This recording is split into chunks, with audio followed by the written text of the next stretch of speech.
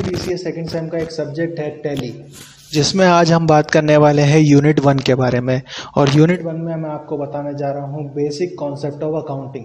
Basic concept of accounting में हम बात करेंगे इंट्रोडक्शन ऑफ अकाउंटिंग के बारे में कि अकाउंटिंग होती क्या है।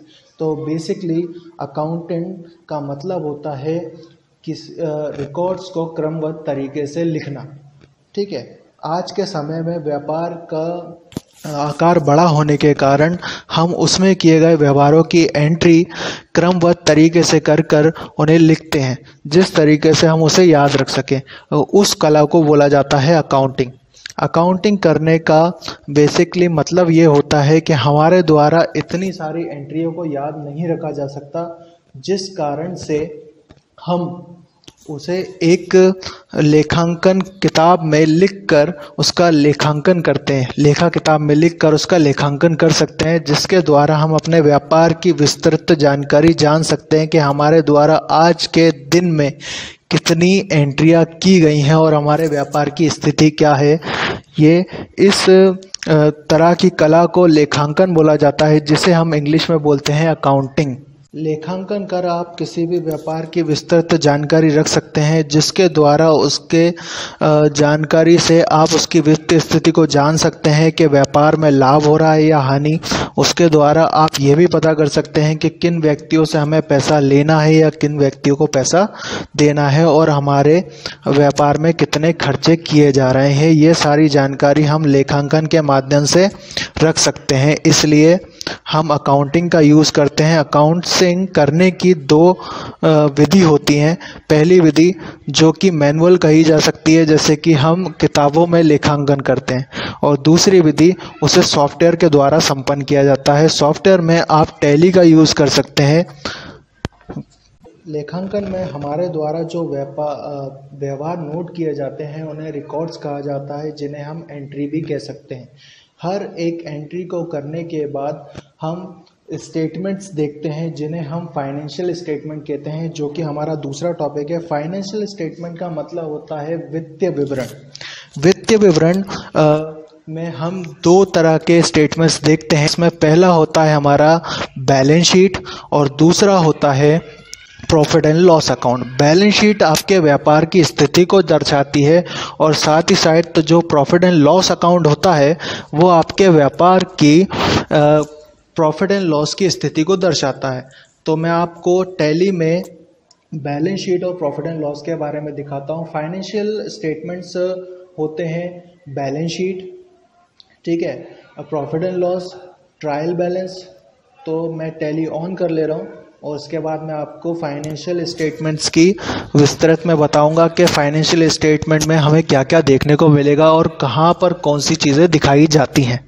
ठीक है, तो मैं स्किप किया और यहाँ पर आपको रिपोर्ट्स वाला सेक्शन जो दिखाई दे रहा है, उस सेक्शन में आपको बैलेंस शीट देखने को मिलेगा, प्रॉफिट एंड लॉस देखने को मिलेगा, रेशो एनालिसिस देखने को मिलेगा। तो सबसे पहले हम रिपोर्ट्स में देखने जा रहे हैं बैलेंस शीट को। तो बैलेंस शीट में दो साइड होते हैं। पहला साइड होता है लायबिलिटीज, ये हमारे व्यापार के दायित्व होते हैं। इन दायित्वों को हमारे द्वारा चुकाया जाता है। जबकि जो दूसरा साइड होता है वो होता है असेट्स, जो कि हमारे व्यापार की संपत्ति होती है, जो कि बैलेंस शीट का दूसरा साइड होती है। और बैलेंस शीट के जो टोटल बैलेंस होते हैं वो दोनों साइड हमेशा बराबर रहते हैं। तो लायबिलिटीज़ की साइड आपको देखने को मिलेगा कैपिटल अकाउंट, और यहाँ पर लोन लायबिलिटीज़ और करंट लायबिलिटीज़। लोन लायबिलिटीज़ का मतलब होता है जो आपके द्वारा लोन लिया गया है और जिस व्यक्ति से लोन लिया गया है उसको पैसा चुकाना, मतलब आपका दायित्व बनता है कि आप उसके पैसे चुकाएं। दूसरा आपको यहाँ पर करंट लायबिलिटीज़ मिलेगा। तो व्यापार में हमारे द्वारा खरीदा और बेचा जाता है, ठीक है, यानी कि कुछ माल को हम खरीदते हैं जिनको हम गुड्स बोलते हैं और कुछ माल को हम बेचते हैं। तो हमारे द्वारा दो ही तरीके से माल को खरीदा और बेचा जाता है, या तो हम उधार में माल खरीदेंगे या तो और हम उधार में माल बेचेंगे, या तो हम कैश में माल खरीदेंगे या फिर हम कैश में माल बेचेंगे। तो यदि आपने उधार में माल खरीदा है तो उसे हम करंट लायबिलिटीज कहते हैं, यानी कि हमारे चालू दायित्व। चालू दायित्व का मतलब होता है हमारे द्वारा जो पैसा दिया जाना बाकी है। तो चालू दायित्व यानी कि हमारी करंट लायबिलिटीज। और जो कि एसेट्स वाली साइड होती है, यहाँ पर आपको आपकी संपत्तियां दिखाई देगी। संपत्तियों में आपको दिखाई देगा सबसे पहले करंट एसेट। तो करंट एसेट्स का मतलब होता है चालू संपत्ति। तो चालू संपत्ति में हमें देखने को मिलता है, चालू संपत्ति में हमें देखने को मिलता है कैश इन हैंड, जो कि हमारे पास रखा हुआ पैसा होता है, यानी हमारे व्यापार की संपत्ति। यदि आपने बैंक में पैसा जमा किया है तो वो भी आपकी संपत्ति होती है, तो वो भी आपको करंट एसेट्स में ही देखने को मिलेगी, लेकिन उसका सेक्शन अलग होता है बैंक अकाउंट के अंदर, यानी उसका एक फोल्डर आपको अलग देखने को मिल जाएगा। उसके अंदर आपने जितने बैंक में पैसा डिपॉजिट किया होगा तो वो आपको यहाँ पर देखने को मिल जाएगा। ठीक है, फिर मैं बाहर चलता हूँ। उसके बाद यहाँ आपको देखने को मिलेगा प्रॉफिट एंड लॉस। तो अभी जो मेरे व्यापार की स्थिति है, मेरे द्वारा कुछ पैसा खर्चा किया गया है, क्योंकि मैंने यहाँ पर पैसा लगाया था 1,00,000 रुपये और मेरे पास बचे हैं 47,000 रुपये, यानी मुझे लॉस हो रहा है।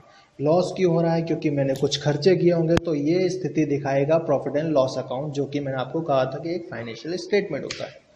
तो यहाँ पर हमने देखा कि मैंने यहाँ पर 10,000 रुपये का परचेस किया हुआ है, जो कि यहाँ पर दिखा रहा है।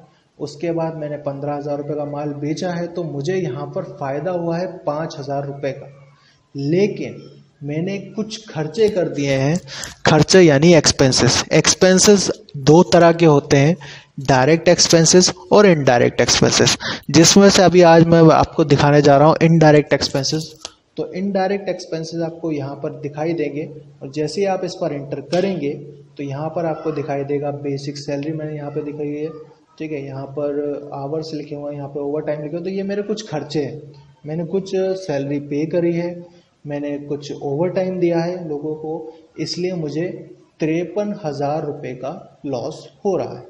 तो ये आपके कुछ फाइनेंशियल अकाउंट्स हैं जिसके द्वारा आपके व्यापार की स्थिति को बताया जा रहा है। ठीक है, फाइनेंशियल ईयर हमारे व्यापार की स्थिति को दर्शाने के लिए होते हैं। ये व्यापार की स्थिति को दर्शाते हैं हमारे द्वारा की गई बेसिक जनरल एंट्री से। ठीक है, यहाँ पर आपको तीसरा स्टेटमेंट देखने को मिलेगा, जो कि है trial balance.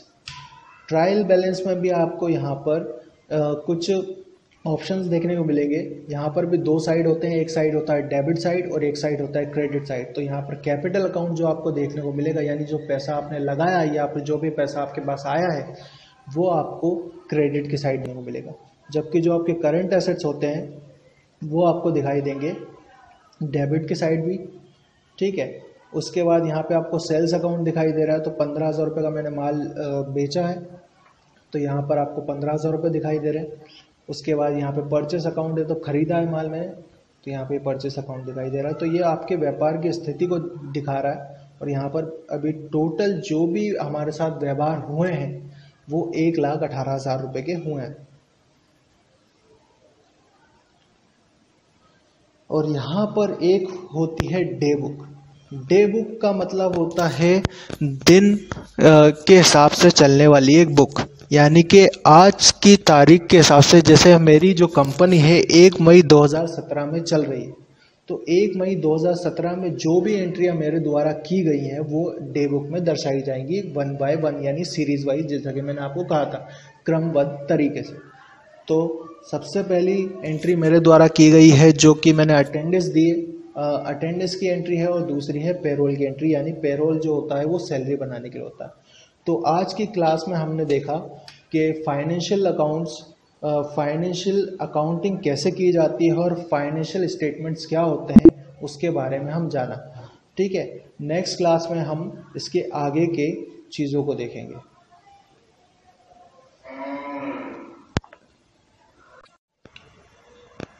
PGDCA second same का एक सब्जेक्ट है टैली।